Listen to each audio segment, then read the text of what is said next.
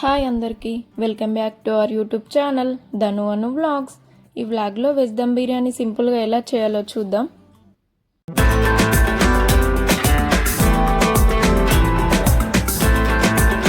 ముందుగా వెజ్ దమ్ బిర్యానీకి కావాల్సిన పదార్థాలు చూద్దాం.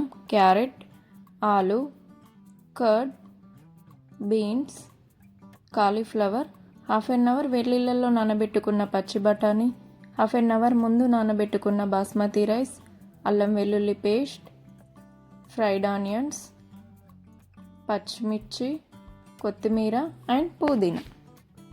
ఇక ప్రాసెస్లోకి అయితే వెళ్ళిపోదాం. ముందుగా స్టవ్ ఆన్ చేసుకొని ఒక బౌల్లో వాటర్ అయితే తీసుకోవాలి, వెజిటేబుల్స్ అన్నీ బాయిల్ చేసుకోవడానికి. వాటర్ అయితే మసులుతున్నాయి, అందులో మనం కట్ చేసి పెట్టుకున్న వెజిటేబుల్స్ అన్నీ వేసుకోవాలి.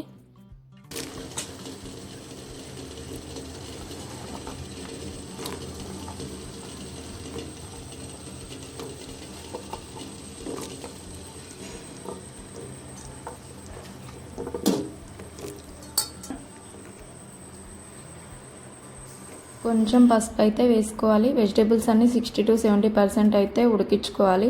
60 to 70% తెలియదు అనుకుంటే నేను వీడియోలో చూపిస్తున్నట్టు ఒకసారి వాటిని మెదిపి చూడండి, మీకు అర్థమవుతుంది. నెక్స్ట్ మనం బిర్యానీ చేసుకోవడానికి ఒక పెద్ద బౌల్ అయితే తీసుకోవాలి. అందులో ఉడికించిన వెజిటేబుల్స్ అన్నీ వేసుకోవాలి.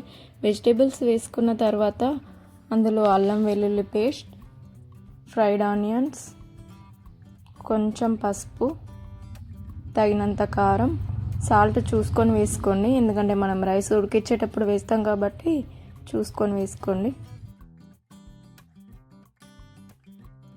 నెక్స్ట్ కొంచెం గరం మసాలా, పచ్చిమిర్చి, పుదీనా, కొత్తిమీర, పెరుగు వేసుకొని మంచిగా మిక్స్ చేసుకోవాలి. మిక్స్ చేసుకున్న తర్వాత ఈవెన్గా బౌల్లో స్ప్రెడ్ చేసుకోవాలి. మంచిగా స్ప్రెడ్ చేసుకున్న తర్వాత కొంచెం ఆయిల్ అయితే వేసుకోవాలి. అడుగంటకుండా ఉంటుంది కదా, కొంచెం సరిపోతుంది, ఎక్కువేం అవసరం లేదు. బాస్మతి రైస్ ఉడికించుకోవడానికి ఒక బౌల్లో వాటర్ అయితే తీసుకోవాలి. ఆ వాటర్ హీట్ అయిన తర్వాత బబుల్స్ లాగా వస్తాయి కదా, అప్పుడు అందులో బగారాకులు, లవంగాలు, యాలకులు, బండ పువ్వు, అల్లం వెల్లుల్లి పేస్ట్ అండ్ సాల్ట్ కూడా వేసుకోవాలి. సాల్ట్ ఇందాక వేసుకున్నాం కదా, ఇప్పుడు చూసి వేసుకోండి, ఎక్కువైతే తినలేం కదా. వాటర్ మసులుతున్నప్పుడు బాస్మతి రైస్ అయితే వేసుకోవాలి. రైస్ 70% అయితే ఉడికించుకోవాలి. ఒక మెతుకు ముట్టి చూస్తే మనకు తెలిసిపోతుంది. 70% ఉడికించుకున్న రైస్ని మనం ముందుగా మసాలాలన్నీ కలిపి ఉంచుకున్న వెజిటేబుల్స్ మీద ఒక లేయర్ లాగా అయితే వేసుకోవాలి. లేయర్ లాగా వేసుకున్న తర్వాత ఈక్వల్గా పరుచుకోవాలి. తర్వాత కొన్ని ఫ్రైడ్ ఆనియన్స్, కొంచెం పుదీనా, కొంచెం కొత్తిమీర అయితే వేసుకోవాలి. ఫస్ట్ లేయర్ అయితే వేసుకున్నాం కదా, ఇప్పుడు సెకండ్ లేయర్ మళ్ళీ రైస్ వేసుకోవాలి. రైస్ వేసుకున్న తర్వాత పుదీనా, కొత్తిమీర, fried onions, garam masala, rice ఉడికించుకున్న వాటర్ కొన్ని పోసుకోవాలి. ఈ వాటర్ అయితే మనం రైస్ ఉడికించుకునేటప్పుడే తీసుకోవాలి. నేనైతే ఒక టీ గ్లాస్తో తీసుకున్నా. ఇవైతే అంచులకు పోసుకోవాలి అడుగంటకుండా. తర్వాత మీ దగ్గర గీ ఉంటే గీ కూడా వేసుకోండి. నా దగ్గర కొంచెమే ఉండే, అందుకే కొంచెమే వేస్తున్నా.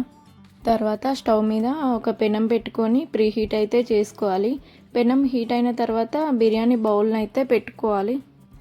బిర్యానీ బౌల్ పెట్టిన తర్వాత మనం చేస్తుంది దమ్ బిర్యానీ కాబట్టి దమ్ బయటకు పోకుండా ఒక గిన్నెలో వాటర్ తీసుకొని బరువు అయితే పెట్టాలి.